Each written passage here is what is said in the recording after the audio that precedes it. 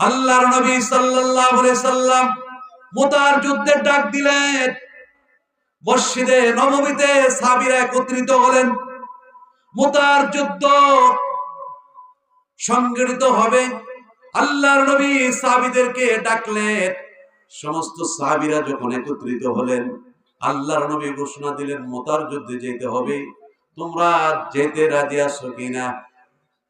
সমস্ত সাহাবীরা বললেন, ইয়া রাসূলুল্লাহ, ইয়া হাবিবাল্লাহ, নবী গো, ও মায়ের নবী, অবশ্যই আমরা যাইতে রাজি আছি গো নবী, আপনি ঘোষণা দেন।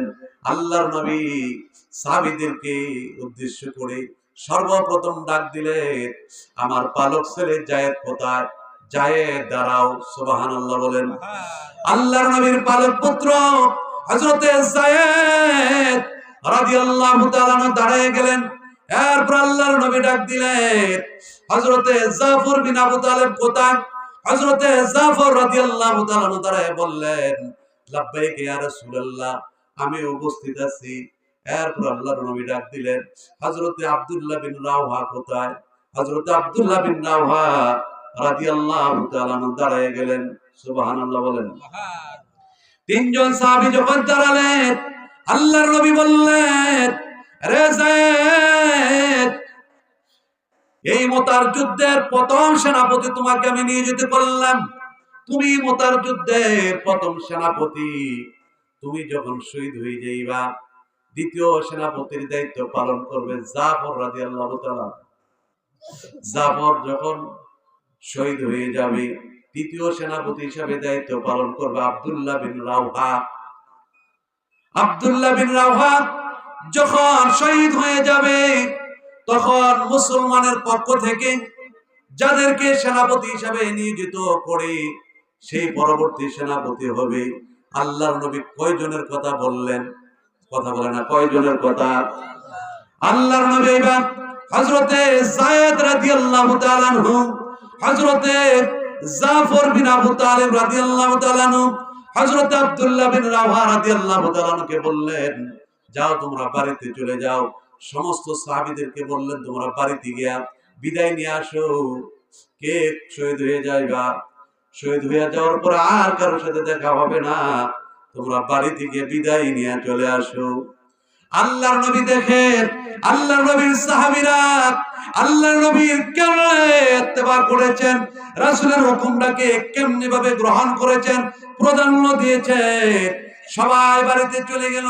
হযরতে যায়েদ রাদিয়াল্লাহু তাআলা দাঁড়ায়া কান্দে, চোখের পানি ফেলে ফেলে বিনায় বিনায় কান্দে আর বলে, নবী গো, ও নবী, মায়ার নবী। কাঁদলে আল্লাহর নবী বলে, যায়েদ রে, কেন কাঁদলো, কেন কাঁদলো? যায়েদ বললেন, হুজুর, ছোটবেলা আপনার দরবারে চলে এসেছি, আপনি নিয়ে এসেছেন। যেদিন থেকে আপনার দরবারে আসলাম, মা হারাইয়া, বাবাকে ছেড়ে, মাকে ছেড়ে, নিজের বাড়ি ছেড়ে আপনার দরবারে এসেছি, আপনার কাছে এসেছি গো নবী। নবী গো, আমার মা, আমার বাবা কতবার আমাকে নিতে এসেছে, আমি যাই নাই। কার কাছ থেকে বিদায় নেব নবী?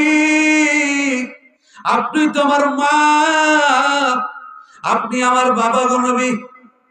আল্লাহর নবী যায়েদ রাদিয়াল্লাহু তাআলা আনহুকে জড়ায় ধরলেন, কপালে চুম্বন খেলেন আর বললেন, যায়েদ রে, যাও, বিদায় দিলাম। হযরতে জাফর বিন আবু তালেব বাড়িতে গেলেন। বাড়িতে গিয়ে স্ত্রীকে বললেন, ও স্ত্রী, মুতার প্রান্তরে যুদ্ধে যেতে হবে। আমার নবী আমাকে দ্বিতীয় সেনাপতি হিসেবে নিয়োজিত করেছেন। শুধু দ্বিতীয় সেনাপতি নিয়োজিত করেন নাই, আমাকে শহীদ বলে ঘোষণা দিয়েছেন। হযরতে জাফর বিন আবু তালেব রাদিয়াল্লাহু তাআলার স্ত্রী বললেন, স্বামী, আমাকে একটু সময় দেন। তিনি জায়নামাজ দিলেন, ওযু করে জায়নামাজ বিছাইয়া 2 রাকাত নামাজ পড়লেন। পড়ে আল্লাহর কাছে দোয়া করে, আল্লাহ, আমার স্বামী মুতার প্রান্তরে যুদ্ধে যাবে, যুদ্ধে যাবে, আপনার হুকুম গো আল্লাহ। যাক, আমার স্বামীকে আমার নবী শহীদ বলে ঘোষণা দিয়েছেন, আমার স্বামী কে আপনি গাজী কইরা বাড়িতে ফিরাইয়া দিয়ে। এই কথা যখন বললেন, হযরতে জাফর রাদিয়াল্লাহু তাআলা আনহু তার হাতের মধ্যেই ছিল তলোয়ার, তলোয়ারের উল্টা পিঠ দিয়ে স্ত্রীর শরীরের মধ্যে আঘাত করলেন মৃদুভাবে, আর বললেন, স্ত্রী রে, তোমার দোয়া ফিরায় নাও, আমার নবী আমাকে সেনাপতি নিয়োজিত করেছে এবং শহীদ বলে ঘোষণা দিয়েছে, আমি আর গাজী হয়ে ফিরে আসবো না, অবশ্যই আমি মুতার যুদ্ধে শহীদ হয়ে যাব। বলুন না সুবহানাল্লাহ। আল্লাহর নবীর প্রতি কত ভালোবাসা, আল্লাহর নবীর প্রতি কত মুহাব্বত, আল্লাহর নবীর প্রতি কত অগর বিশ্বাস। আমরা ও মা, এমন একজন স্ত্রী জানে সে শহীদ হয়ে যাবে, তার জীবনের যে স্ত্রী যে আল্লাহর নবীকে বেশি ভালোবাসে, স্ত্রীর কাছ থেকে বিদায় নিয়ে যখন বাইর হয়ে গেলেন, জাফর রাদিয়াল্লাহু তাআলা দুইটা ছোট সন্তান বাবার পিছনে বাবা বাবা বলে চিৎকার করার দৌড়ায়, বাবা পিছনের দিকে ফিরে চায় না। তার কারণ হলো, যদি সন্তানের মায়ায় পইরা যায়, রাসূলের হুকুমের লঙ্ঘন হয়ে যাবে। কথা বলেন ঠিক কিনা? তারা তো জীবনের চেয়ে রাসূলকে বেশি ভালোবাসতেন, বেশি মুহাব্বত করতেন। এজন্য কবি বলেন, নবীর প্রেমের পাগল যারা, নবীর প্রেমের মালা পরে, নবীর প্রেমের মালা পরে হইলাম পাগল দেওয়ানা, ওই কদমে যাওয়া হলো না। বলুন, ওই কদমে যাওয়া হলো না। যেই পয়রাছে নবীর তানে, আরে নবীর কদর সেই তো জানে। ও কথা বলেন ঠিক কিনা? যেই পয়রাছে নবীর তানে, আরে নবীর কদর সেই তো জানে। ও যেই পয়রাছে নবীর তানে,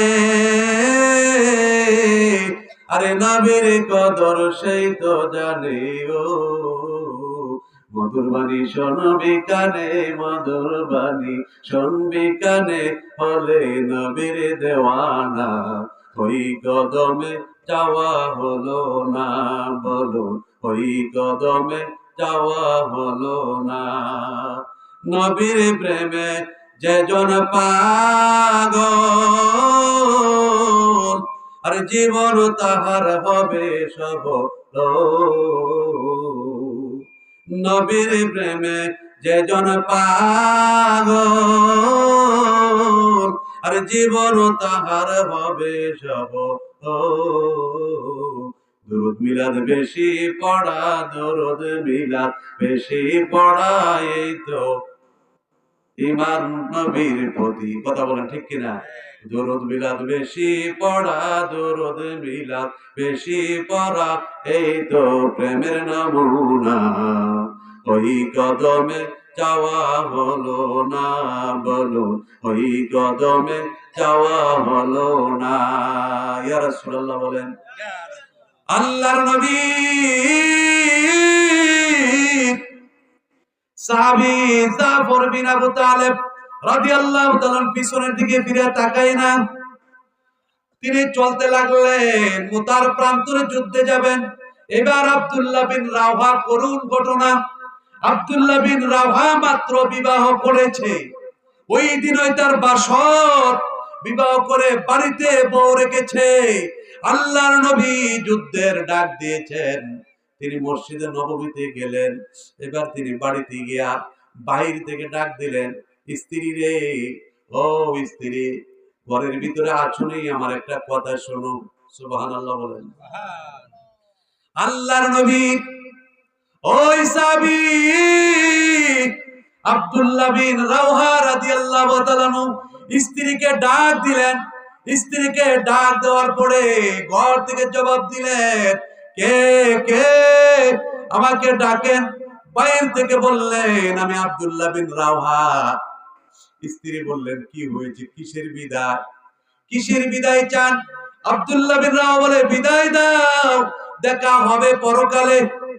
নতুন স্ত্রী, স্ত্রীর সাথে কথা হয় নাই, সাক্ষাৎ হয় নাই, একান্ত মুহূর্ত কথা হয় নাই, স্ত্রীর সাথে কোনো কথা আদান প্রদান হয় নাই, মাত্র বিবাহ করে বাড়িতে রেখে আল্লাহর নবীর ডাকে সাড়া দিয়া চলে গেছে মসজিদে নববীতে, কত ভালোবাসছে।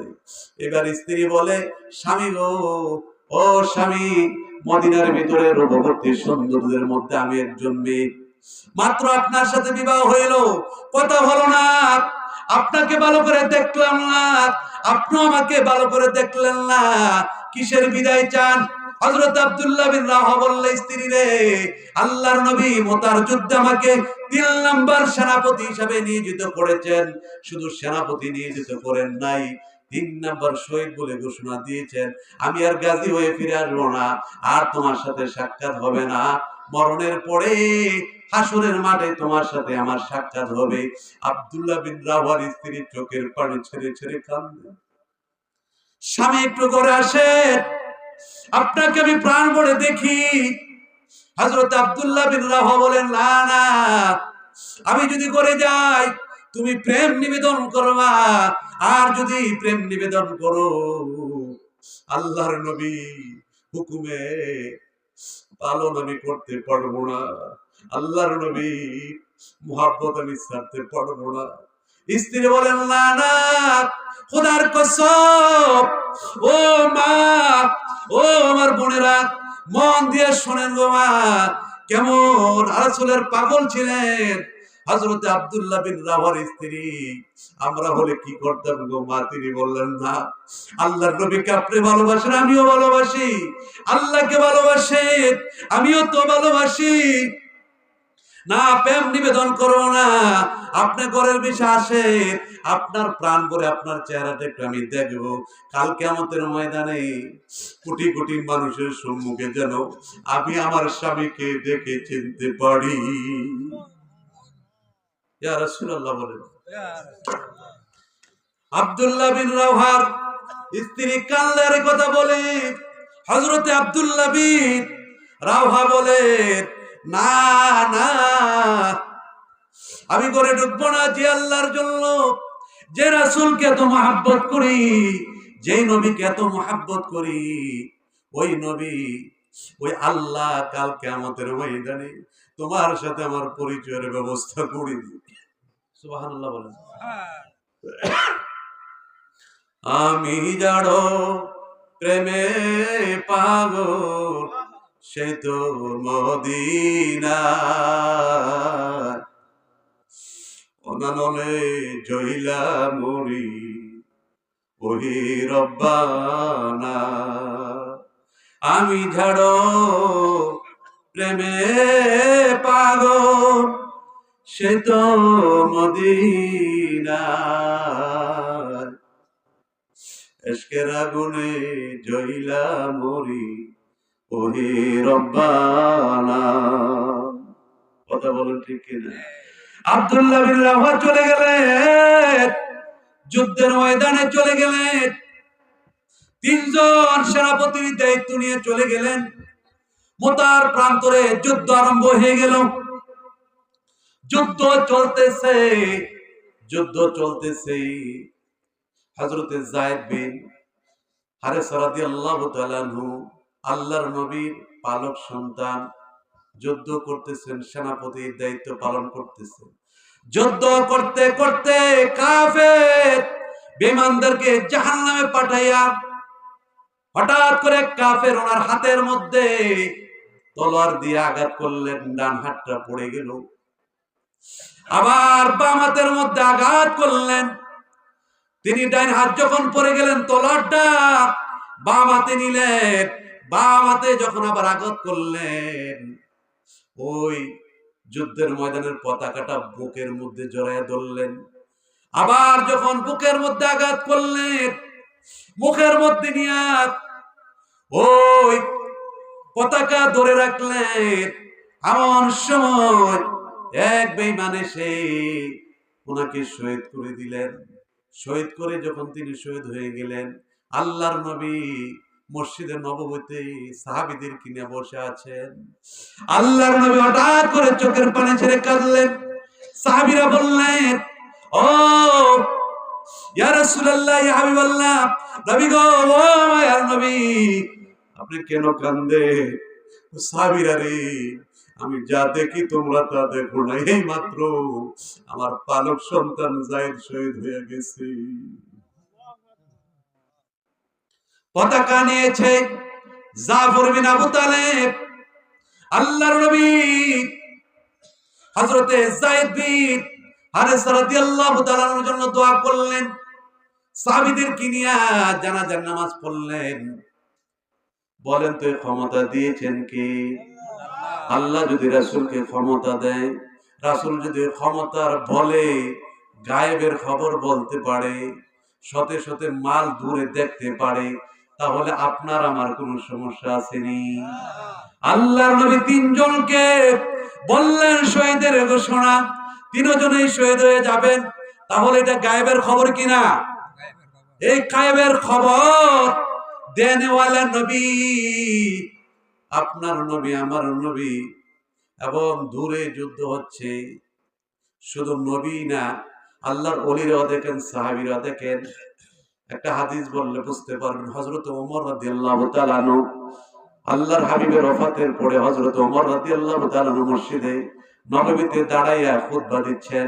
হঠাৎ করে খুতবার মধ্যে বললেন, ইয়া সারিয়াল জাবাল, ইয়া সারিয়াল জাবাল। সুবহানাল্লাহ বলেন। সাহাবীরা নামাজের পরে প্রশ্ন করলেন, ওমর, আপনি হঠাৎ করে খুতবার মাঝে কথা বললেন, কোন সময় তো এই কথা বলেন না। হযরত ওমর রাদিয়াল্লাহু তাআলা বলেন, এই মসজিদে নববী থেকে প্রায় 400 মাইল দূরে যুদ্ধ চলতেছে। এখানে এক সাহাবী সারিয়া রাদিয়াল্লাহু তাআলা তিনি যখন যুদ্ধ করতেছেন, উনাকে আঘাত করার জন্য সারিয়াল জাবাল, জাবাল মানে পাহাড়, পাহাড়ের পাদদেশ থেকে এক কাফের আক্রমণ করার জন্য আসতেছে। আমি এখান থেকে ডাক দিছি, ইয়া সারিয়াল জাবাল, ওই সারিয়া, ওই দেখো পাহাড় থেকে এক কাফের তোমাকে আক্রমণ করার জন্য আসতেছে, তুমি সতর্ক। আমি এখান থেকে যখন ডাক দিলাম, সারিয়া তাকায় দেখে অবশ্যই যখন যুদ্ধ শেষ করে বাড়িতে আসলেন, এসে আল্লাহর নবীর সাহাবী ওমর রাদিয়াল্লাহু তাআলা সাক্ষাৎ করলেন।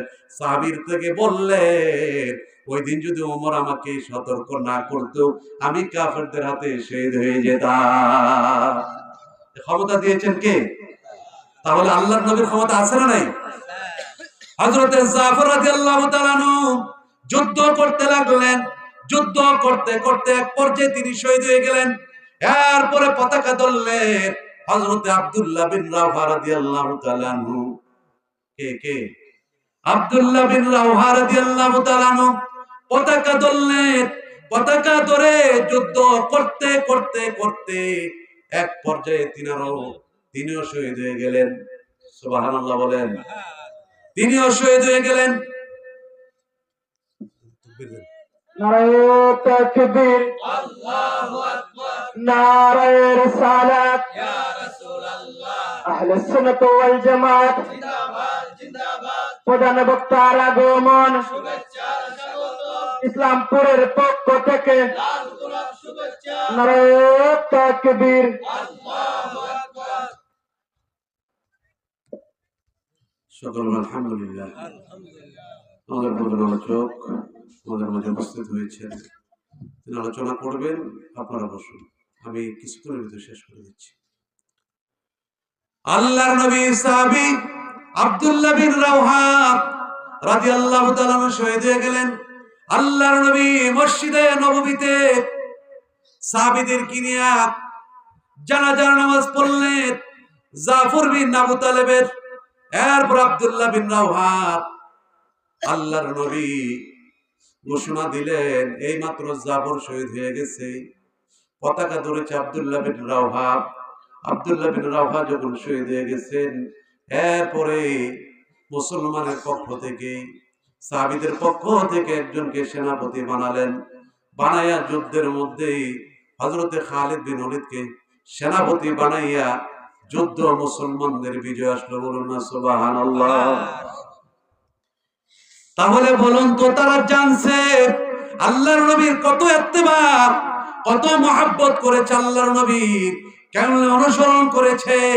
আল্লাহর নবী যে হাদিস বলেছেন, লা ইউমিনু আহাদুকুম হাত্তা কুনা হাব্বা ইলাইহি মিন ওয়ালিদিহি ওয়া ওয়ালাদিহি ওয়ান নাসি আজমাইন।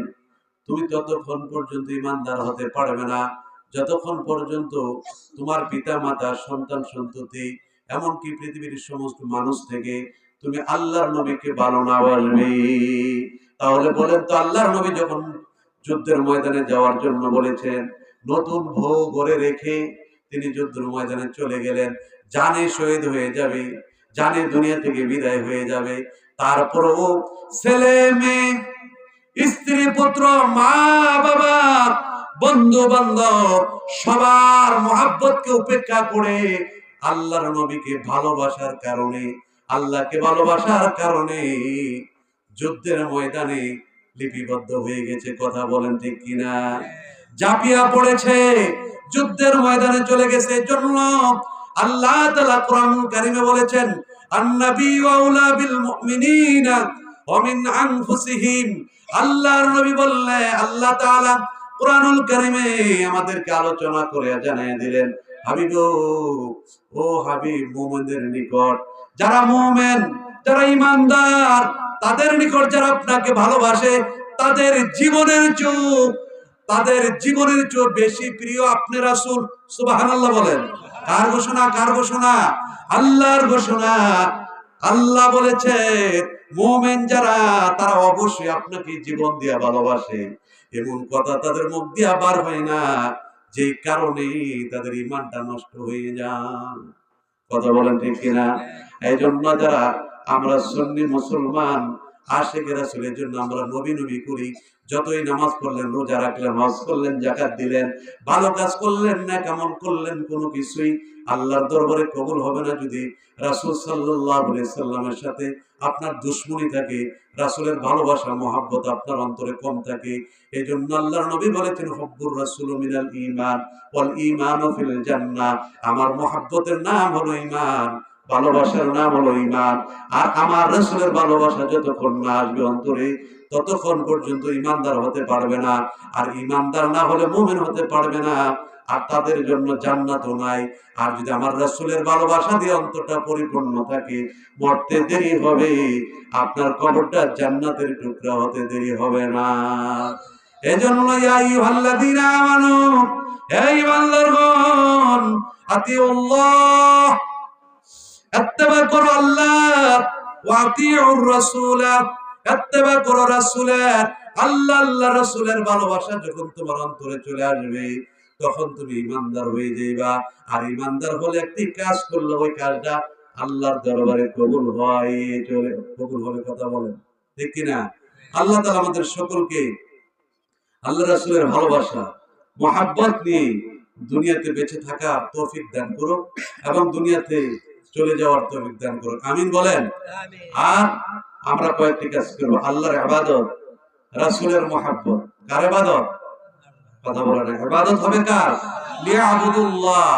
ইবাদত হবে একমাত্র আল্লাহর। আল্লাহর রাসূলের মহব্বত, আল্লাহর রাসূলের মহব্বত নিয়ে যখন আপনি ইবাদত করবেন, সঙ্গে সঙ্গে ওই ইবাদতটা আল্লাহর দরবারে কবুল হয়ে যাবে। বলুন না সুবহানাল্লাহ। রাসূলের মহব্বত ছাড়া কোনো ইবাদত আল্লাহর দরবারে কবুল হবে না। ইবাদত কবুল করাইতে হলে পূর্ব শর্ত হলো রাসূলের ভালোবাসা, ওলি আল্লাহদের সুহবত, মা বাবার খেদমত। যাই হোক, আমরা যেন ঈমান ও আমল নিয়ে দুনিয়াতে বেঁচে থাকতে পারি, ঈমান ও আমল নিয়ে দুনিয়া থেকে বিদায় হতে পারি, সে তৌফিক আল্লাহ তাআলা আপনাকে আমাকে সকলকে দান করুন। সকলে বলেন আমিন। ওয়া আখিরি দাওয়ানা আলহামদুলিল্লাহি রাব্বিল আলামিন।